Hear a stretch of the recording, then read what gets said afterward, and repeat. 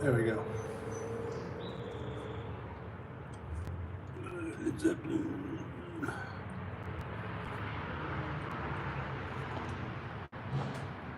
So yeah, Narc is a useless guy, really useless.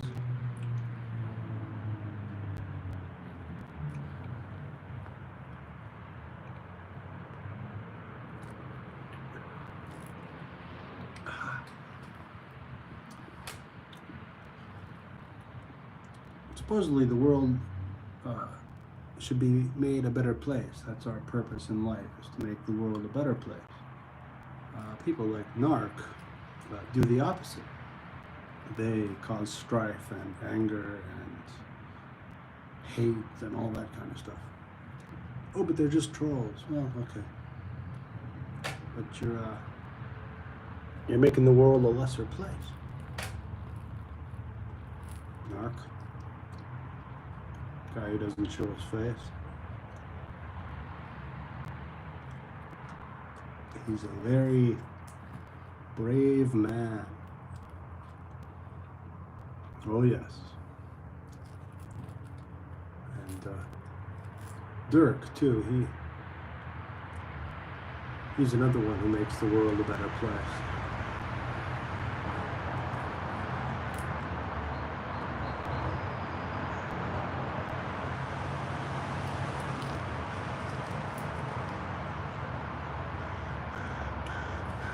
God is great.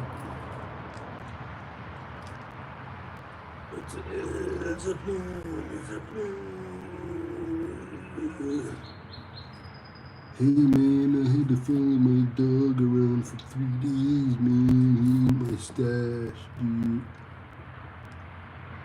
You eating dog shit, man? Yeah, man. That's a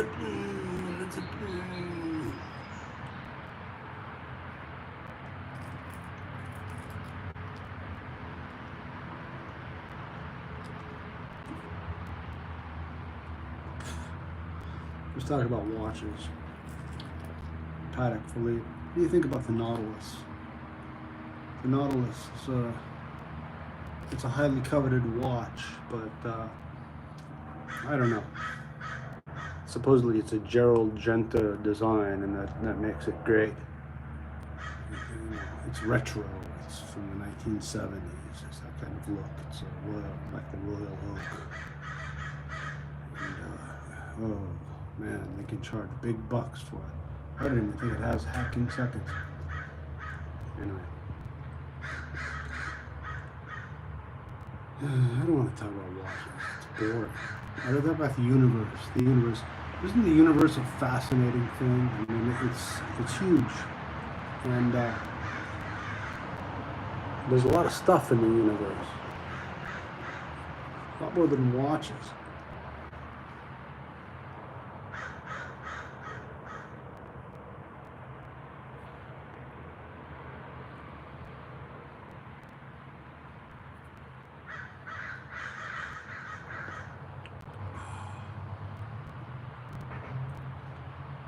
Like how about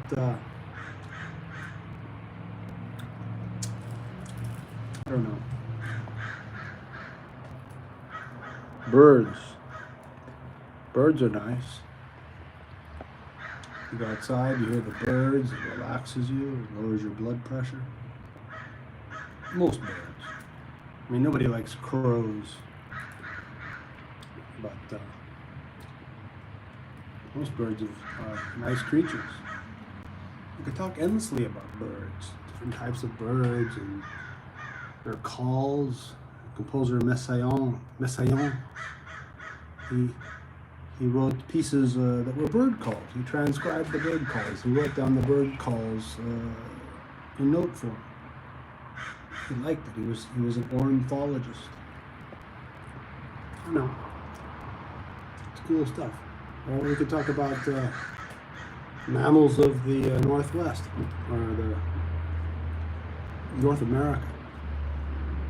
You ever heard of a wolverine?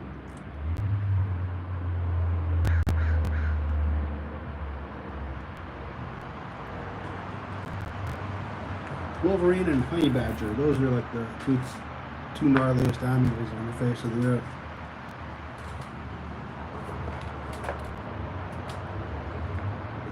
I mean, just a simple badger is like, you know, almost indestructible. Nobody likes to talk about animals. We talk about watchers. Let's talk about H. Moser.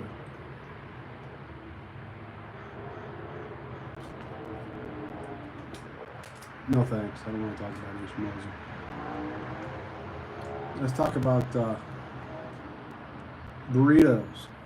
Anybody like burritos? Anybody like burritos?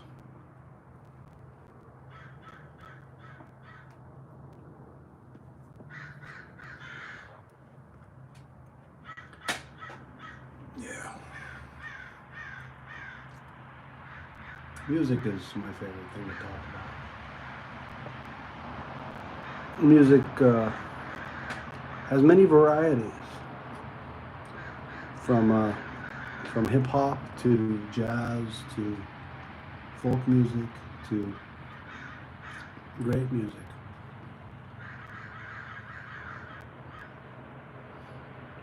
And the authentic cadence is what makes music inevitable. The authentic cadence, the 5/1, the dominant tonic. And without that, you lose the inevitability. You listen to great music and it just sort of sounds inevitable. And it's because that 5/7 chord sets you up for that inevitable one. One thing that jazz lacks is that very thing. They have 5/7 chords, but they don't resolve. They resolve ambiguously, and so jazz lacks that certain inevitability. As great as it is, and as complicated as it is, and as hard to play as it is, it lacks that.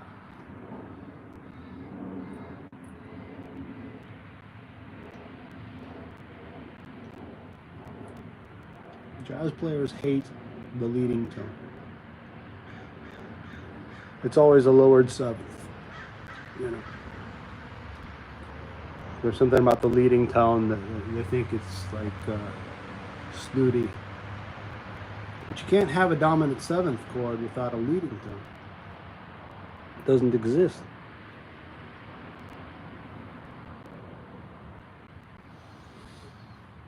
Yeah. But nobody wants to hear about that.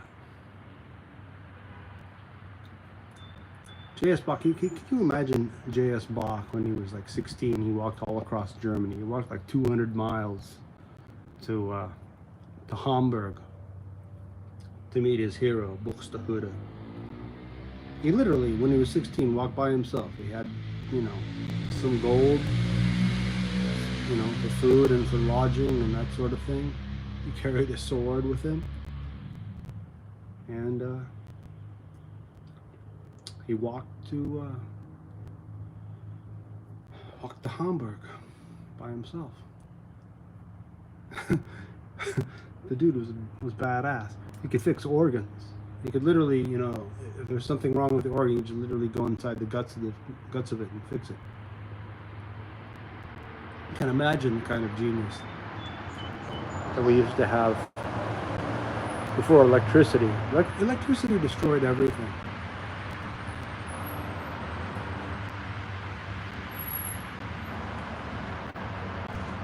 Destroyed music. It made life more comfortable, but before electricity, the people were really tough and really had something that's lacking now. I'm not saying we should get rid of electricity.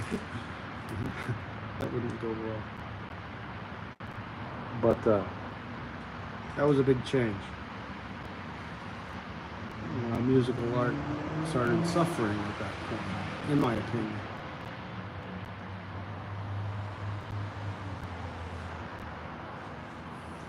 Certain musicians can't function without electricity. Thank you. Appreciate it. Delivery.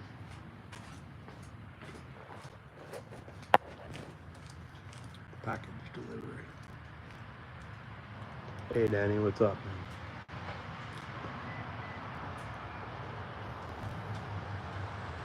Yeah, so electricity and music. I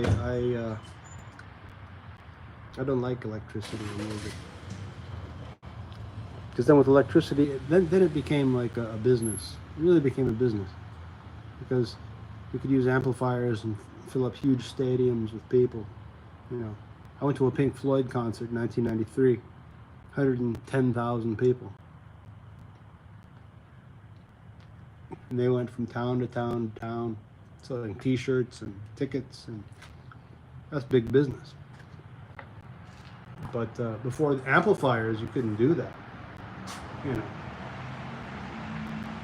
the big thing was opera before electricity. But that's maybe like 2,000 people, 3,000 people. That's minuscule, but that was big business too.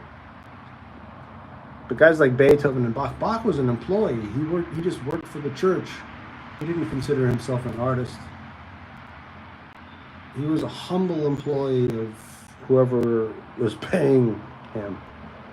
And he knew how to talk to his boss. Probably in his heart, he realized that he was greater than his boss, but he knew how to talk to the boss. Some would say it's butt kissing, but in those days, you had to. Bach wasn't appreciated until way after he died. He was not a famous guy. He was not well known at all. So, those guys are very interesting. And then with the electricity, you know, like Jimi Hendrix was a great musician, tremendously talented and he worked very hard. He practiced his guitar a lot. But it's the electricity that gave him that extra oomph.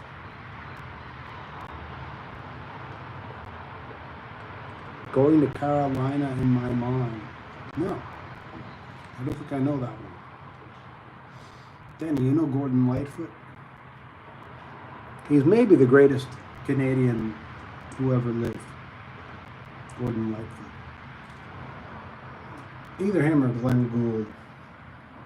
But Glenn Gould mostly played other people's music. Gordon Lightfoot actually wrote his own stuff. Gordon Lightfoot is one of my great musical, you know, heroes of recent vintage. He passed away sadly, but tremendous songwriter, tremendously underrated. We talk about the Beatles being great, and of course the Beatles were great, but that was like a miraculous meeting of especially John Lennon, Paul McCartney, and George Martin. Those three. Ringo played the drums, he played the right notes. He did what he had to do. George Harrison was a good musician. He wrote great songs, but George Martin, John Lennon, and Paul McCartney getting together was it could never, something like that could never happen again. It was just lucky, a lucky happenstance. I mean, there's many musicians on the level of McCartney and Lennon, but they never found their counterparts the way those three guys actually did. And George Martin doesn't get any credit, but he deserves the lion's share of the credit. He taught them a lot of things. He taught them how to write in different keys, how to modulate from one key to another. And he wrote all the, like if you listen to Eleanor Rigby, all the backing music was written by George Martin. The piano part in, there are places I remember in my life, though some have changed, some forever, not for better. Some have gone, and some. What an amazing melody that is. But George Martin played the piano part for it. It's iconic.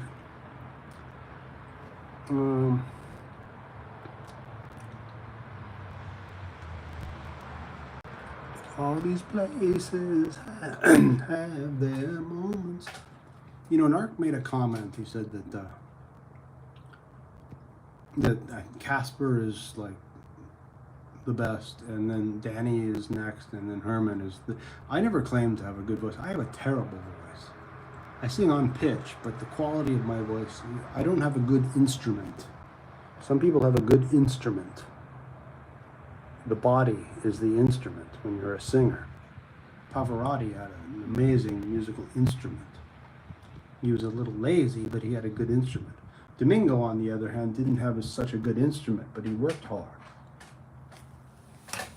So, yeah. I never claimed to be a singer. I'm not a singer.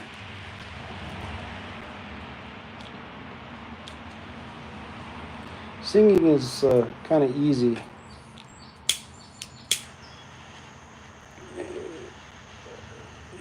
Essentially. But like I said, some people have a better instrument. Some people have a better vocal quality to their voice. It's just like a speaking voice. Some people have a better speaking voice than others. And that's just that's a gift.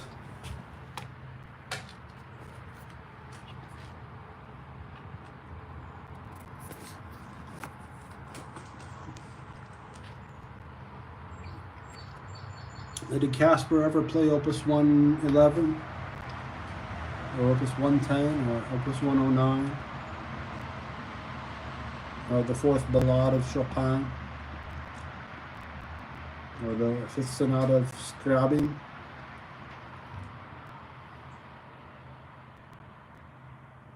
Or something comparable on another instrument? It doesn't have to be piano. It could be cello, it could be violin, it could be viola, it could be oboe, it could be saxophone, it could be French horn, it could be the organ, it could be the harpsichord, it could be the guitar. Anyway.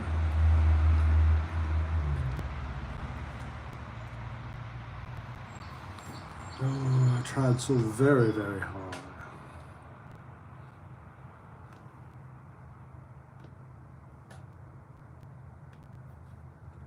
What a legacy, what a legacy.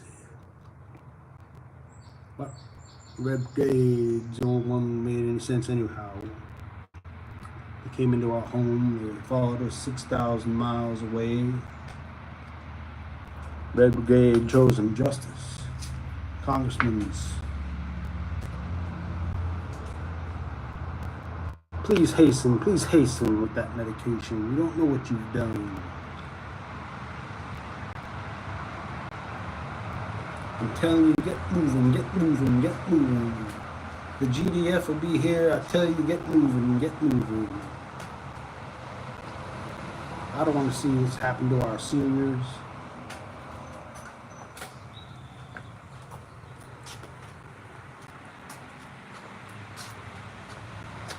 The Eskimos, they take it in their stride. Let's be dignified. Let's be dignified.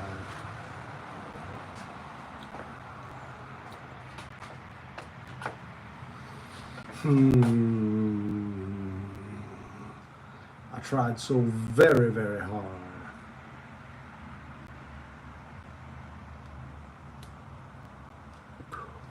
Get Dwyer out of here before something happens to him. I'm not talking about you, Jara. I said Dwyer. Ain't nothing happen to you, Jar. I won't let nothing happen to you, Jar. Gather in, folks. It's easy. It's easy. Yes, my love. It's too late for Russia. It's too late for Russia. Because they started to do things. Otherwise, I'd say, Russia, you bet your life. But they went out there and they've gone. There's no going back now.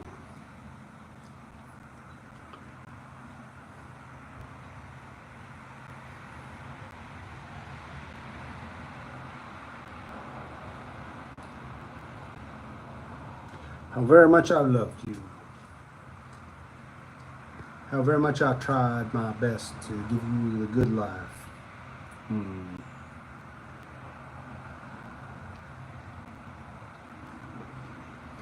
But in spite of all that I've tried, a handful of our people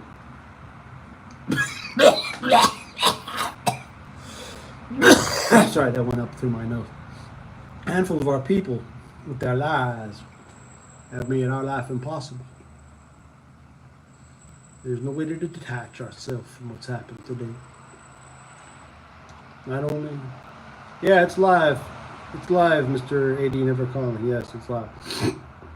Not only we're in a archer luxury situation, not only are there those who have gone and committed the betrayal of the century, there are those who've left and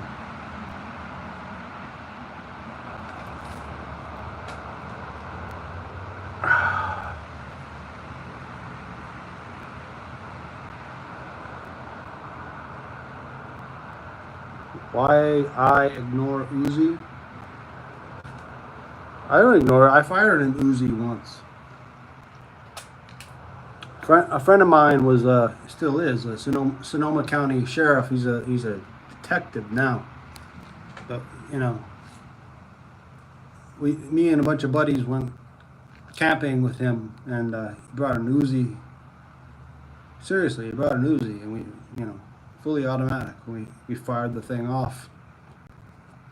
One of our buddies has some land up in Northern California. We fired the Uzi, and somebody called the sheriff. The sheriff shows up, one guy, and my buddy, the Sonoma County sheriff, talked to him, and it was all good. But yeah, fired the Uzi.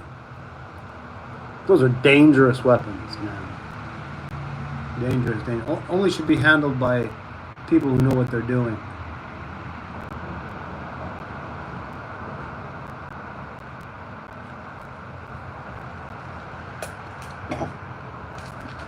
Did he investigate the Mr. Pelosi DUI? No. Mr. Pelosi is not guilty of anything. He is like a saint. In fact, he'll be canonized, as his wife will after, well, at some point. But yeah, back to the Uzis. Very dangerous weapon. Should only be handled by people who know what they're doing. Most people don't know how to handle firearms. You know, they hold them sideways like this. You know, it's like, go on the arm, pop a cap in your ass. You know what I'm saying? Hold it like that, and then they never clean the thing. You know, the biggest thing about being a firearm owner is cleaning it and taking care of it. Most people don't do that. All firearms are dangerous. Yeah, okay. A 22 bolt action rifle is not as dangerous as an Uzi. Okay, these are relative terms. An Uzi is like an automatic, you know, thing you can put in your jacket. hide it under a jacket. I mean, there's a reason why, when you teach a child to shoot, you don't start them with an Uzi. Okay, little 7-year-old Johnny, I'm going to teach you about guns, and we're going to start with the Uzi. And then we'll work our way up to the 22 bolt-action rifle.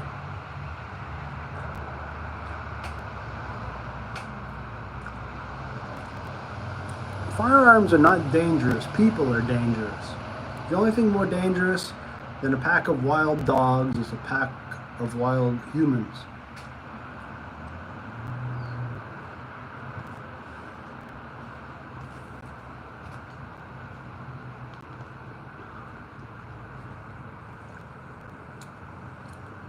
Same outcome if mishandled.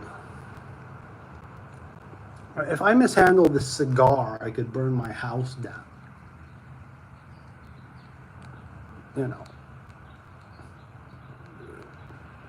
Should we outlaw cigars? Maybe we should. Yeah, bolt action 22. That's the gun my father gave my brother. His first gun. 22 long rifle. Can hardly break the skin with a 22 long rifle.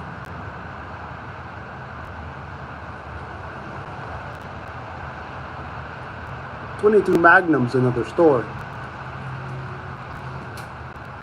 But 22 long rifle, that's a pea shooter.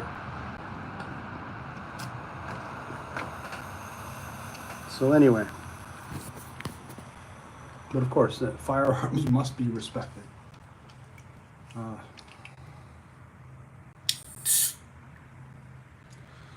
Losing viewers, everybody's gone. Nobody cares. They'd rather hear about watches. Let's talk about Rolex. Let's talk about the Rolex GMT. What should I get? Should I get a GMT or a Submariner or an Explorer?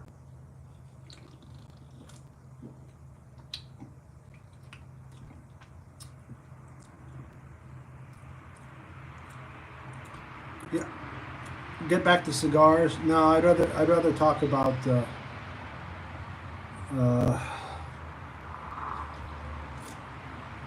people from Texas who think they're badass because they live in Texas. Let me tell you, Texas is being overrun too. Oh, there's lots of room in Texas. Yeah, lots of fucking wasteland. I went to Waco a few months after it happened. That's the most desolate hellhole on the face of the earth. Nobody wants to live in that crappy place. It's like Namibia. No wonder those people were crazy, living in a place like that. Crappy likes Purcell. Wristwatch check. Yeah, baby. Here we go. Wristwatch check. Grand Seiko quartz. You know what I'm saying? Nothing but the best. Grand Seiko quartz. I can't afford no Rolex. Who do you think I am? Archie Luxury? I don't got that kind of money.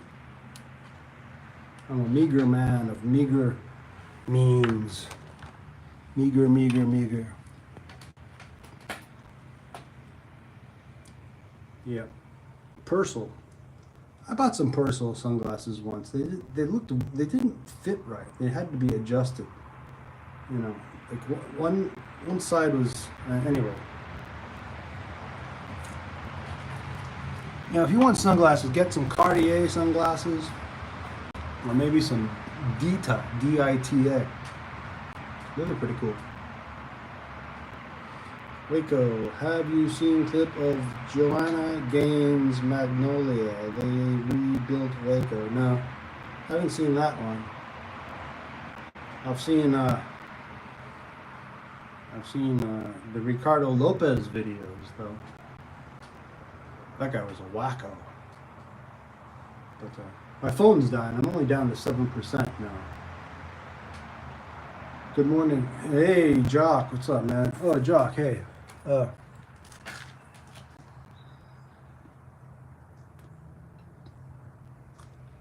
Check it out, man. It's a Davidoff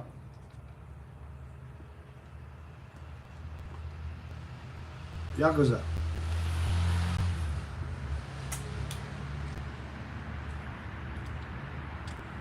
It's robust. Deep.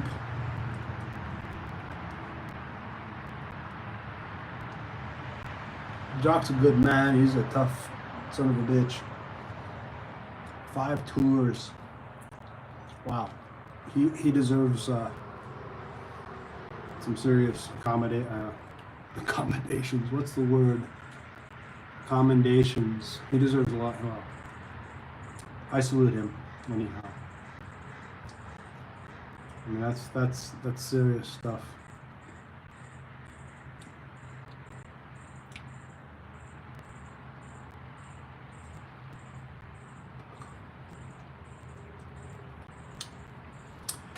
Most people don't have balls like that.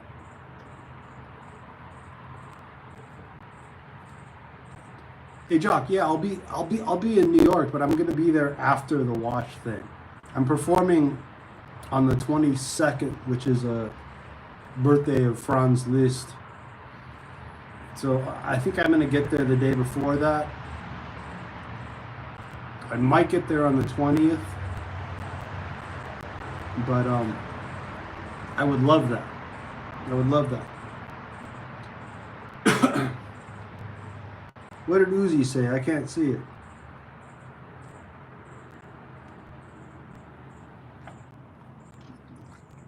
Maybe when I was angry, I blocked Uzi because he called me a crappy musician or something like that.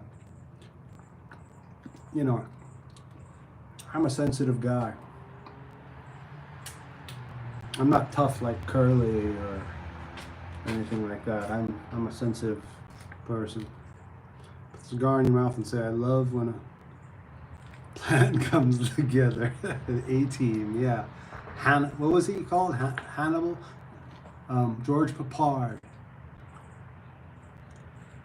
I love it when a plan comes together. It's hard to do when it's burning. We love it when a plan comes together.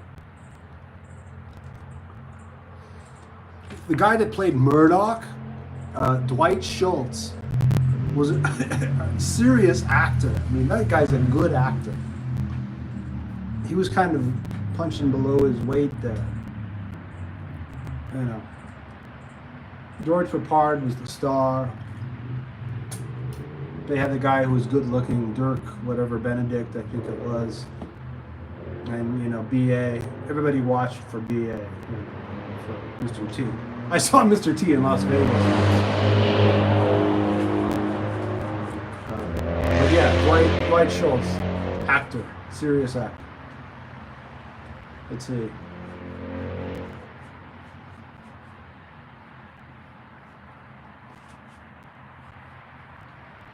Who are the famous people that I've met? I met Lars Ulrich, the drummer from Metallica, at Fashion Island. And I saw Larry Holmes at the Hilton in Las Vegas. Saw Mr. T at the Mirage. I saw Amy Winehouse at 7-Eleven in Newport Beach with like 3 other girls. I heard their accent. I didn't know it was her. I heard the accent of the other girls. I could tell it was Irish. And I said, oh, do you like Planksty? And then Amy Winehouse said, I love Planksty. I opened for them. And I was like, huh? What? And then one of her friends says, this is Amy Winehouse. And I said to myself, I've heard that name. I pretended like I knew her more than I actually did. But yeah, they were buying 18-pack of Keystone, which is like the cheapest beer you can possibly buy. And of course, she died. She died, I think, from withdrawals from giving up alcohol.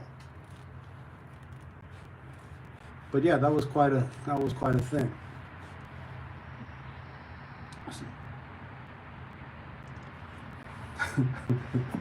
I ain't getting on no plane, fool. Yeah, they always had to drug Mr. T to get him on the plane. That was one of the things. One of the things I always was, I thought was amazing about the A-Team is they fired like 1,000 bullets in every show, and not a single person ever got shot. It's like these guys are supposedly like they're the A-Team, but they, you know, they can't. They can't land a single shot with a machine gun.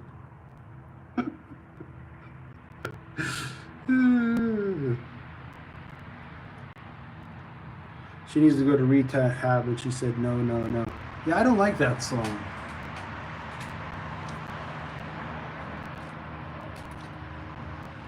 They say I gotta go to rehab, and I said no, no, no.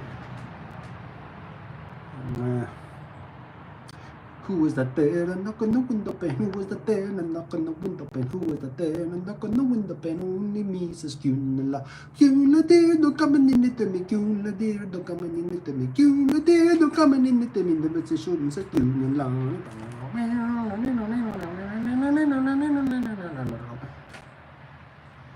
Worried weirdos in the street which try to look at Dark Side of the Moon under that. Dark Side of the Moon. When I was senior in high school, that was my favorite album. Listened to it 1,000 times. I could sing every song from memory. My favorite was Us and Them. I remember because I hung out with my friends in Newport Beach, and then I'd drive down the Pacific Coast Highway back home, and I'd listen to that song, and it was just something I'll never forget. I'm a big Pink Floyd fan.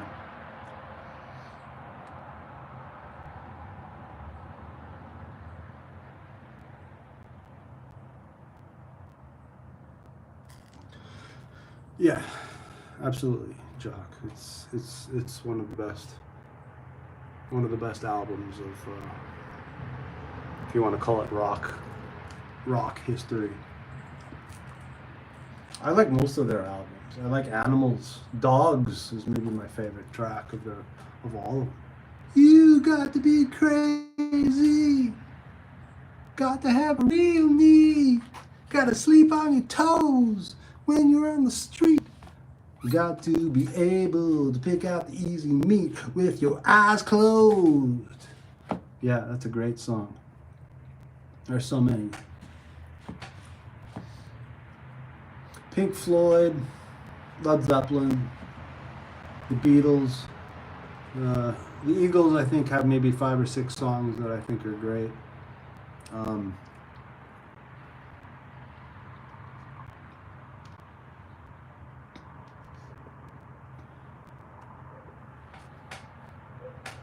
Yo, what's up, Ben?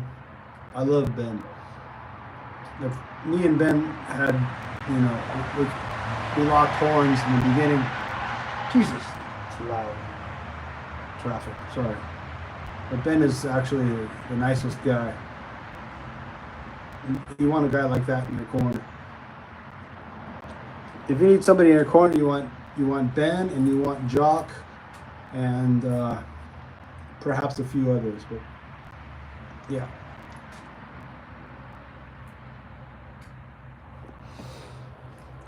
Yeah, the Pink Floyd, Wish You Were Here. That's actually, the song Wish You Were Here, I think, is the weakest song on the whole album. Shine On You Crazy Diamond, all that, that's where it's at. In fact, Patrick, I was listening to the first track of Wish You Were Here, Shine On You Crazy Diamond, when I was visiting Waco back in 1990, I think it was 1993. I think it was 1993.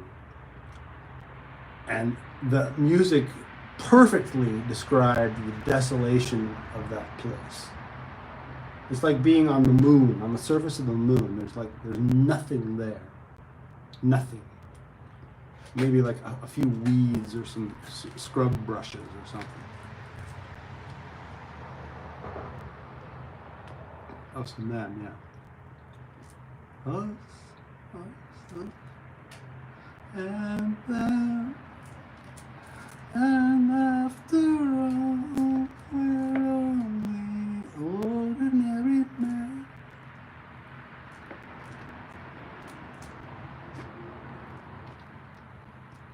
Forward he cried from the rear, and the front rank died.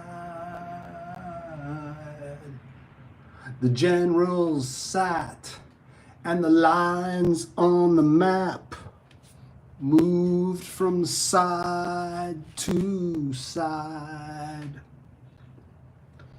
Yeah. Roger Waters. I'm not sure I like Roger Waters. I like his music. I think his father was probably a bad motherfucker. His father died at Anzio. So his father was a great hero. I think if his father had lived, I think Roger wouldn't be such a pussy. His father would have given him some discipline. But sadly, his father died.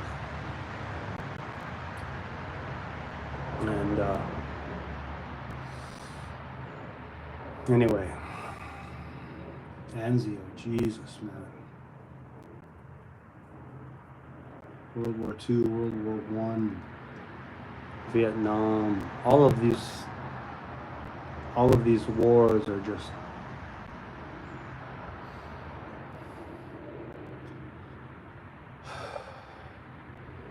what can you say? I mean, to say it's unfortunate is an understatement.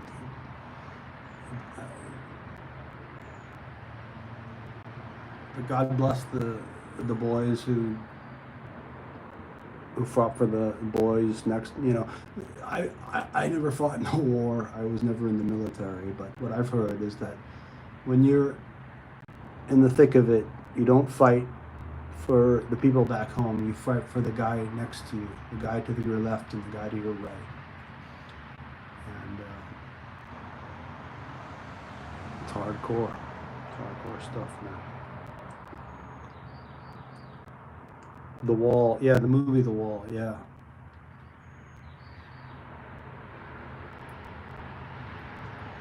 Nick Mason. Doesn't Nick Mason have a car collection too? I know that John Bonham did.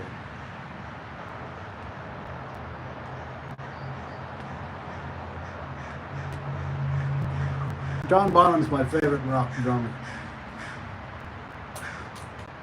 Forget about like those other dudes. Who are those guys? Who's the guy with Jimi Hendrix? The Jimi Hendrix drummer.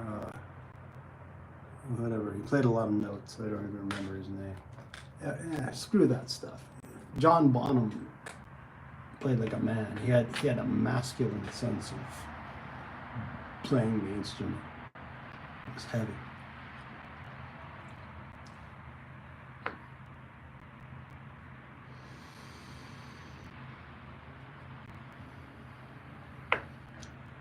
Yeah. Light just came on. Mitch Mitchell, that's it. Thanks, Ben. Appreciate it. Mitch Mitchell, yeah. I mean, technique, but you don't have to play a lot of notes. In fact, less is more. I've said it before and I'll say it again. One of the great guitar solos in all of rock history is David Gilmour in Final Cut. I counted the notes. Jesus, so loud. I counted the notes. It's like 56 notes, but they're all the right notes. And it's got an arc. It's like, it's beautiful. It's perfect. It's perfection. People say the Comfortably Numb solo. The song is great. The guitar solo is fine, but I wouldn't put it at the top.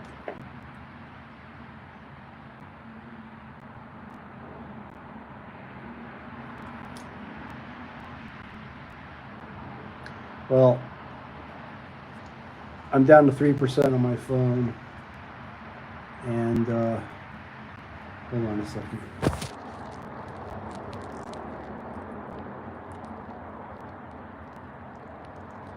My Stogie's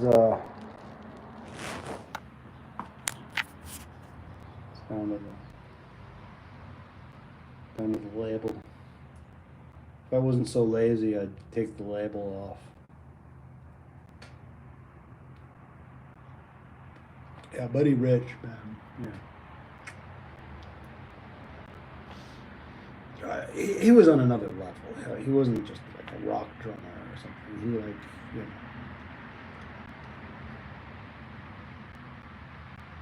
He's the kind of guy who would like tune his drums and make sure they're exactly in the right tune, and he,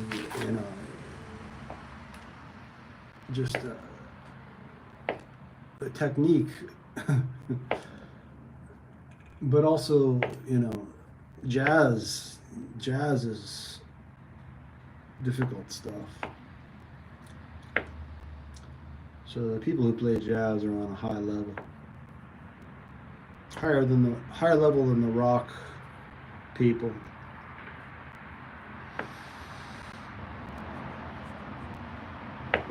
But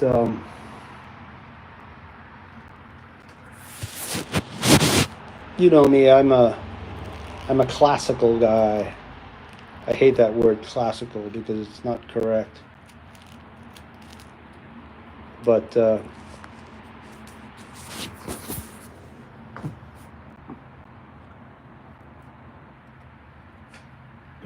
we can't conceive of people on the level of Beethoven and Bach and Da Vinci and Michelangelo, or Raphael, or Shakespeare.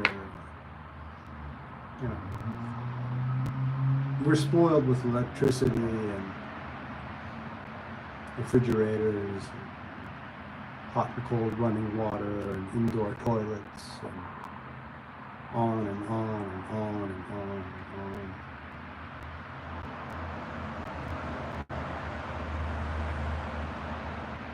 Ginger Baker, yeah. That's what Crappy. If Crappy was here, he would say Ginger Baker, Ginger Baker. Crappy's love of music extends from 1964 to about 1974. And it has to include guitar player who's on some level of prowess. So not just any music from 1964 to 1974. It has to have, and he prefers the English, guitar players, I think. He never talks about Jimi Hendrix. Happy never talks about Jimi Hendrix. Very, very strange. I think Jimi Hendrix deserves some mention. If you're going to talk about Eric Clapton and who's the other ones that he talks about? Robin Trower and these kind of people, but never Jimi Hendrix. Very, very peculiar. 1864, yeah, that was a good year. I think Brahms maybe wrote his first piano concerto in 1864. That's a masterpiece.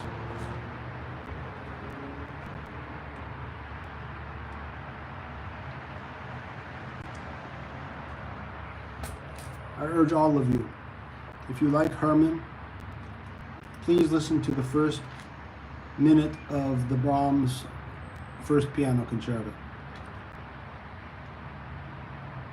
or preferably more than that. It is a tour de force.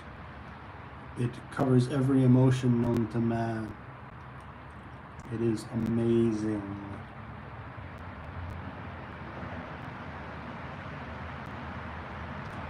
Who shot up more, Tupac or Hendrix? You mean who shot up more heroin? I don't know. Or you mean who killed more people with a gun? I'm not sure about that either. Tupac. Yeah, my grandmother used to call Tupac. She used to say 2 packs of sugar. 2 packs of sugar. I think he's overrated. Tupac. Tupac. Anyone who talks about Tupac should check out Charlie Parker. Yeah, Miles Davis, Thelonious Monk, Art Tatum, Bud Powell. Forget about Tupac. Guy's a clown. Was.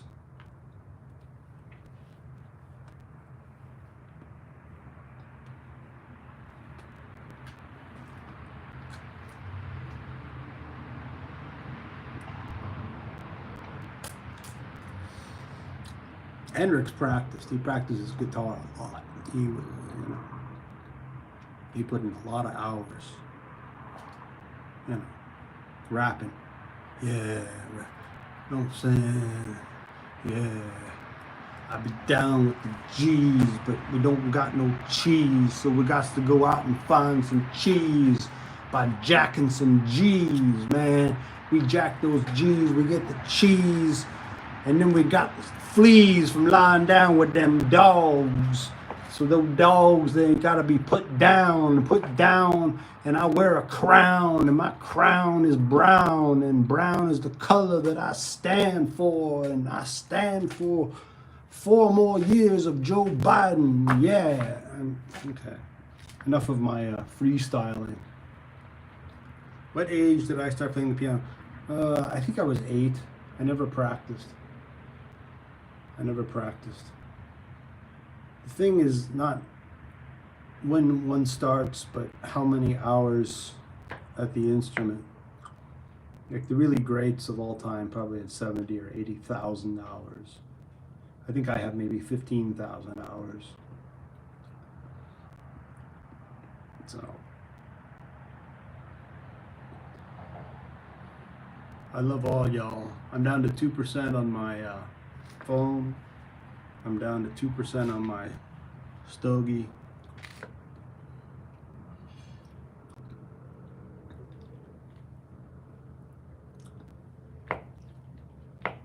Let me see.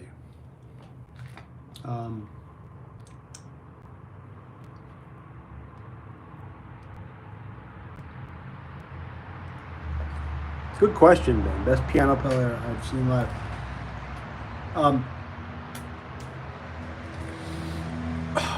Arkady Volodos is the greatest piano player I've ever seen. I have a video of him on my channel, a short one. I've also heard Keith Jarrett. He was playing with the trio. He's one of my favorites. He's a jazz guy. But I'd say Arkady Volodos. He's currently the greatest of them all, in my opinion.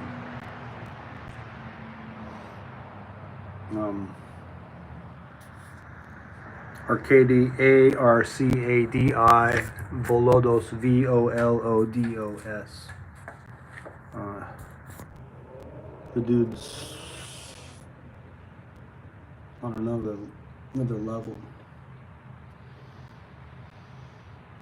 But I've heard a lot of pianists. I've heard Ashkenazi, I've heard Brendel, I've heard Radu Lupu, I've heard Van Cliburn, I've heard Alicia de la Rocha, Martha Argerich, Christian Zimmerman, Murray Pariah.